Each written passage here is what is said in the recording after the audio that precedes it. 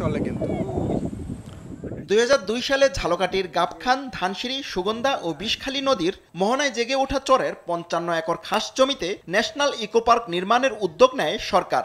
2007-08 অর্থ বছরে এই প্রকল্পের জন্য বরাদ্দ দেওয়া হয় 4 কোটি টাকা। বালু ফেলে ভরাট করা হয় প্রকল্প এলাকা। ওর এগেনস্টে দাঁড়াইতে কিন্তু প্রকল্পটির 35 একর জমির মালিকানা দাবি তুলে মামলা করে স্থানীয় একটি প্রভাবশালী মহল। পরে মামলা সংক্রান্ত জটিলতায় আটকে যায় প্রকল্পের কাজ। দীর্ঘ সময়ও ইকো পার্ক প্রকল্প বাস্তবায়ন না হয় ক্ষুব্ধ স্থানীয়রা। এখানে ইকো পার্ক বাস্তবায়ন করা, ইকো পার্কটি বাস্তবায়ন হলে এখানে যেমন মানুষের কর্মসংস্থান হবে। নামে একটা পার্ক হয়ে গেছে, পার্কের যে সুযোগ সুবিধা এখানে কিছুই নাই। পার্কের কোনো সৌন্দর্য নাই বিধায় বা সামাজিকভাবে ঘুরতে পারি না আমরা।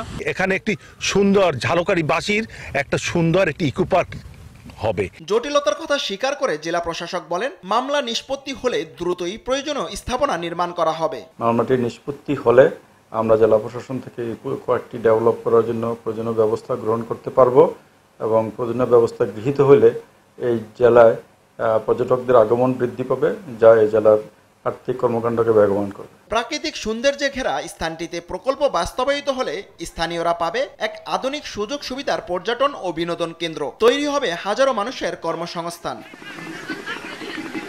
মোহাম্মদ শরীফ হোসাইন, নিউজ ডেস্ক, দেশ টিভি।